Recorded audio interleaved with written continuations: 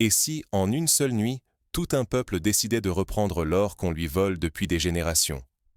C'est exactement ce qui vient de se produire au Burkina Faso, en plein cœur de Ouagadougou. Coup de tonnerre. Le gouvernement annonce l'annulation pure et simple de tous les permis miniers de certaines sociétés privées étrangères. Pas de discussion, pas de compensation, pas de retour en arrière. Aucune indemnisation ne sera versée, aucun terrain d'entente n'est envisagé. Pour la finance mondiale, c'est une hérésie. Un pays ose récupérer ses propres ressources, sans payer. Les experts occidentaux hurlent à la folie, prédisant la ruine. Mais dans les rues, la colère longtemps tue se transforme en fierté.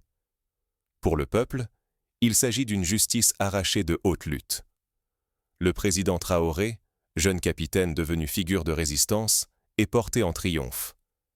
Il avait juré que l'or du Burkina enrichirait d'abord la nation, et non des intérêts étrangers. Ce soir-là, sa promesse s'incarne, sous les applaudissements d'une foule qui rêve de renaissance. Le geste est audacieux, mais avant tout, il affirme une souveraineté retrouvée. En cet instant, le pays joue son avenir.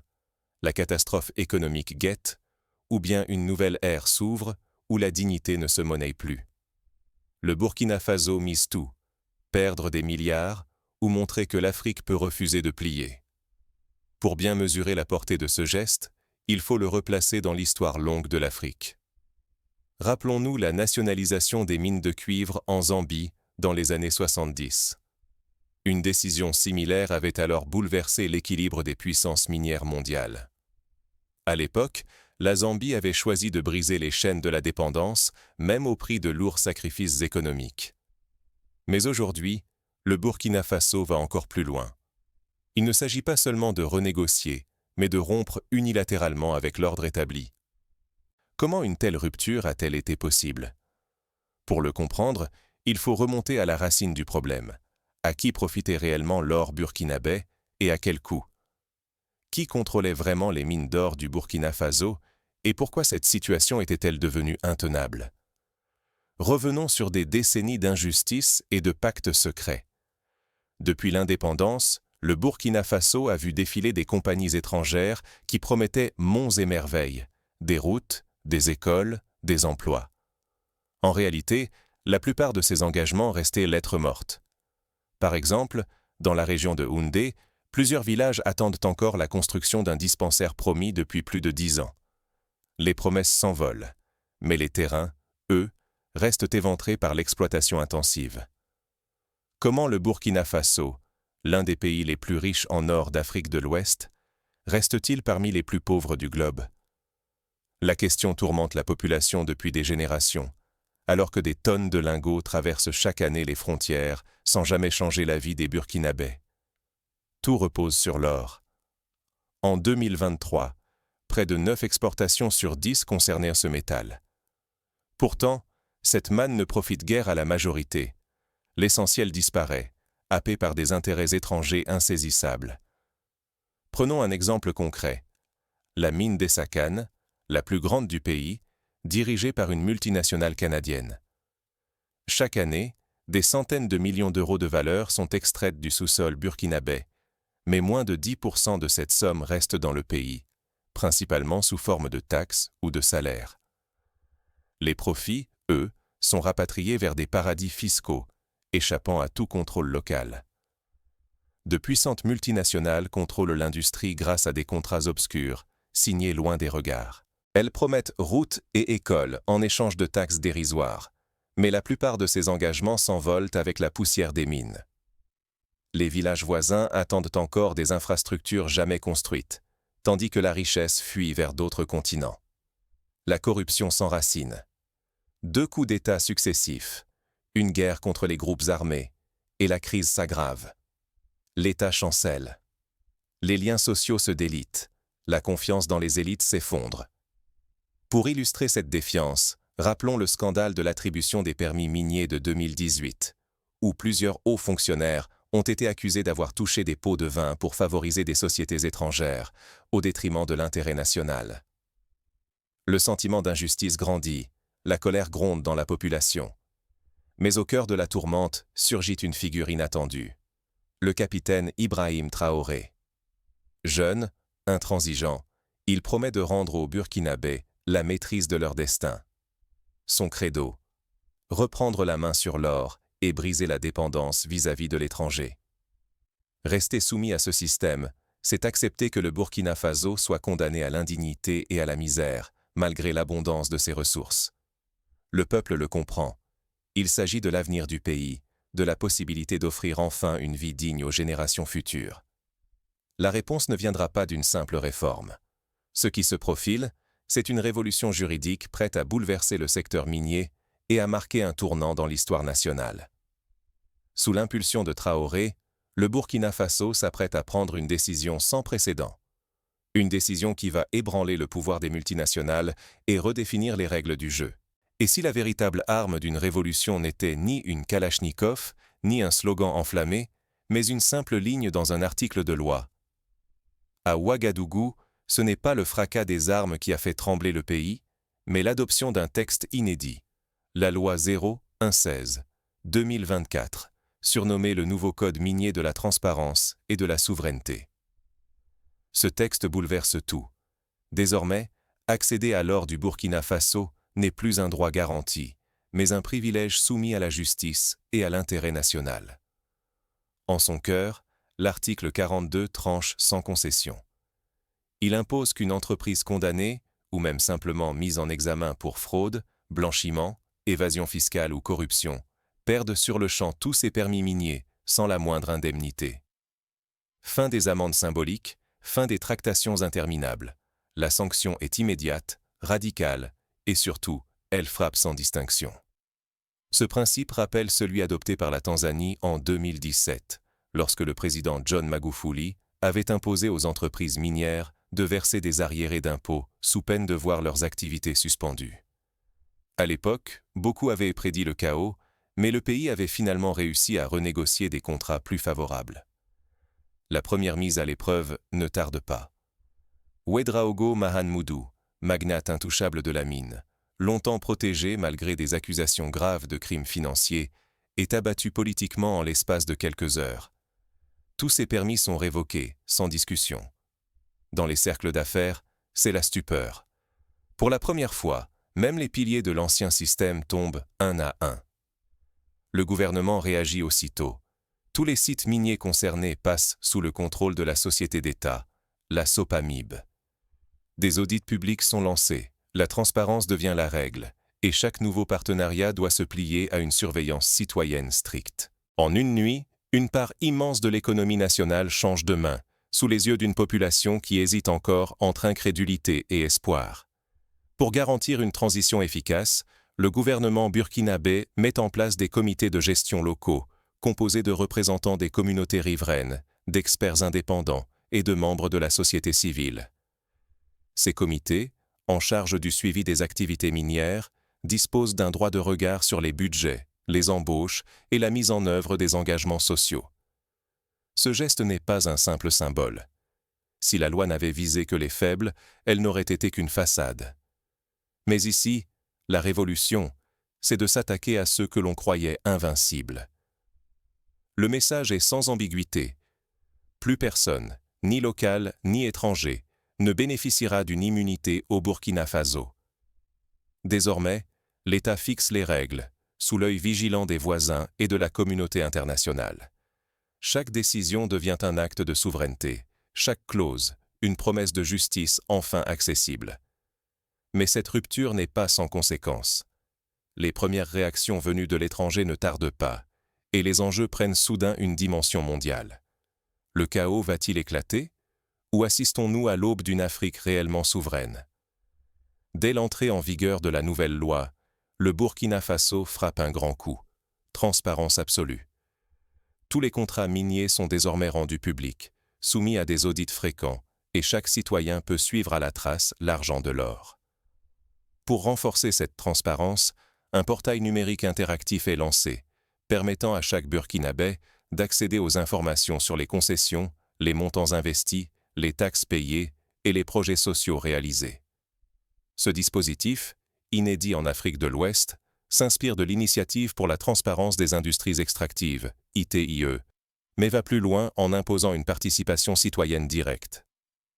Les caisses de l'État, longtemps exsangues, se renflouent peu à peu.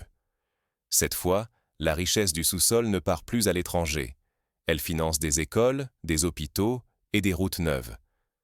Dans les villages miniers, pour la première fois depuis des générations, les habitants sentent que leur avenir leur appartient enfin. Prenons le cas de Kalsaka, un village où l'exploitation minière avait laissé derrière elle des terres stériles et une population appauvrie. Grâce à la nouvelle redistribution des revenus, un centre de santé et un lycée voient le jour, redonnant espoir à la jeunesse locale. Les résultats concrets ne tardent pas à se faire sentir. Mais à l'international, la tempête menace. Certains investisseurs, furieux, plient bagage. D'autres entament des procès devant des tribunaux étrangers. Les médias occidentaux amplifient la crainte, parlent d'isolement, de fuite des capitaux, de faillite annoncée. Pourtant, dans le Sahel, une onde nouvelle se propage. Le Mali et le Niger s'engagent à leur tour, révisant leur propre code minier. Une alliance inédite naît, défiant les règles imposées depuis l'indépendance. C'est vrai, le Burkina Faso risque de perdre l'accès au financement classique. Mais il pourrait aussi ouvrir la porte à une ère où chaque nation africaine ose protéger ses ressources et fixer ses propres lois. Reste une question cruciale. Cette révolution minière tiendra-t-elle? L'Afrique pourra-t-elle transformer ce pari risqué en modèle d'avenir? L'enjeu n'a jamais été aussi grand. Les regards se tournent désormais vers Ouagadougou, où chaque décision façonne le destin du continent. L'heure de vérité approche. Peut-on vraiment faire plier les géants sans s'effondrer soi-même?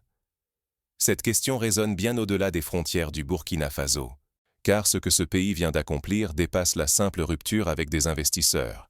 C'est un signal fort pour toute l'Afrique et pour chaque nation qui rêve de reprendre la main sur son destin économique. Première vérité à retenir. Le Burkina Faso n'a pas fermé la porte à l'investissement, mais à l'impunité. Le message est sans ambiguïté. Les richesses du pays restent accessibles, mais à la seule condition que chacun respecte les règles, sans exception ni passe-droit. Ce choix de transparence et de fermeté n'est pas qu'un principe moral. C'est un levier puissant pour restaurer la confiance des citoyens et, paradoxalement, attirer de nouveaux partenaires prêts à miser sur un environnement plus juste, plus prévisible. Là où la loi s'applique à tous, la confiance renaît et les opportunités se multiplient. Deuxième leçon essentielle. Il ne s'agit pas de s'isoler, mais de diversifier ses alliances. Depuis ce tournant, le Burkina Faso multiplie les partenariats, notamment avec la Turquie et la Chine, sans tomber dans la dépendance. Chaque accord se négocie, chaque engagement se discute, toujours sur des bases équitables. Prenons l'exemple de la coopération signée avec la Turquie en 2024. Le contrat prévoit non seulement un partage équitable des profits, mais aussi un transfert de compétences, la création d'emplois locaux et un engagement ferme en faveur du développement des communautés riveraines. De même, les nouveaux accords avec la Chine imposent des audits conjoints et une surveillance accrue des flux financiers. Voilà la nouvelle règle du jeu. La souveraineté avant tout. Plus question de se laisser dicter les termes par une puissance, quelle qu'elle soit. Le pays démontre qu'il est possible de défendre ses intérêts, d'imposer le respect de ses lois, tout en restant un acteur responsable et ouvert sur le marché mondial. Mais surtout, la dignité n'est plus un slogan. Elle devient un véritable atout économique et diplomatique. Un peuple qui refuse de brader ses ressources inspire le respect. Les investisseurs sérieux cherchent ceux qui savent poser leurs conditions, non ceux qui cèdent sous la pression. Bien sûr, le pari est risqué. L'Afrique, en affirmant ses principes, peut bouleverser l'ordre mondial. Mais si elle fléchit, elle redeviendra le terrain de jeu des puissances étrangères, troquant la souveraineté contre des promesses fragiles. Alors, quelle leçon retenir? La force d'un État réside dans le courage de fixer ses propres règles et de s'y tenir, quoi qu'il en coûte. Mais la marche vers la souveraineté économique ne se fait pas sans résistance. Quels obstacles attendent le Burkina Faso sur ce nouveau chemin? Et la communauté internationale est-elle prête à accepter ce changement de paradigme? Plusieurs scénarios restent possibles. D'un côté, le pays pourrait faire face à des représailles économiques, comme des sanctions ou des blocages d'accès au marché. De l'autre, il pourrait bénéficier du soutien d'un nouveau réseau d'alliés, prêts à investir dans un environnement plus transparent et équitable. Pour éviter l'isolement, le Burkina Faso mise sur la création d'un fonds souverain, alimenté par les revenus de l'or, destiné à financer des projets d'infrastructures régionales et à soutenir des secteurs stratégiques comme l'agriculture et l'éducation. Ce fonds, géré de manière indépendante, doit garantir que la richesse extraite profite à l'ensemble de la société. En outre, le gouvernement encourage l'émergence de PME locales dans la transformation de l'or, afin de créer de la valeur ajoutée sur place et d'éviter que le pays ne reste cantonné au rôle de simple exportateur de matières premières. Cette diversification est cruciale pour bâtir une économie résiliente. Et si l'audace, aujourd'hui, c'était d'oser écrire ses propres règles? Le geste du Burkina Faso n'est pas qu'un bras de fer avec l'ordre établi. C'est un appel à repenser ce que justice et souveraineté veulent vraiment dire. Quand la justice protège les intérêts de quelques-uns, au détriment de tout un peuple, peut-on encore parler d'équité? En révoquant sans compensation les permis miniers de sociétés étrangères, Ouagadougou n'a pas seulement agi sur le plan économique. Le pays a rouvert le livre de la loi pour en faire l'arme du peuple. Ce choix bouscule toutes les nations. À qui appartient la richesse et qui décide du bien commun? Certains crient à l'imprudence, d'autres saluent une chance historique. Réécrire les règles, c'est défier le récit dominant, s'exposer à l'hostilité de ceux qui vivent du statu quo. Mais c'est aussi, peut-être, inspirer des générations entières, ici et partout ailleurs sur le continent. Pour que cette révolution ne reste pas un feu de paille, il faut ancrer le changement dans les mentalités et les institutions. Chaque Burkinabé, chaque Africain, peut s'approprier ce mouvement, en exigeant la transparence, en participant au débat public, en veillant à ce que les promesses soient tenues. Ce n'est pas sans risque. Trop d'initiatives audacieuses ont sombré, étouffées par le silence ou l'indifférence, faute d'un relais populaire. Pourtant, si chaque citoyen, chaque nation, ose faire résonner l'exemple burkinabé, ce souffle peut traverser les frontières et changer la donne. Il ne s'agit pas seulement de défendre des ressources ou de tenir tête à l'étranger. Il s'agit de restaurer la confiance dans la capacité d'un État à servir son peuple, de montrer que l'Afrique peut fixer elle-même les limites de sa dignité, sans sacrifier ni son économie ni sa voix. Ce moment nous concerne tous. Il pose une question essentielle. Qui écrit l'histoire et dans quel intérêt? Le Burkina Faso a décidé de s'en emparer. À nous maintenant d'empêcher que cette initiative s'éteigne dans l'oubli. C'est à vous de transmettre ce récit, de l'inscrire dans les débats, de le faire vivre. Car la vraie révolution commence quand chacun ose questionner, imaginer et écrire à son tour ses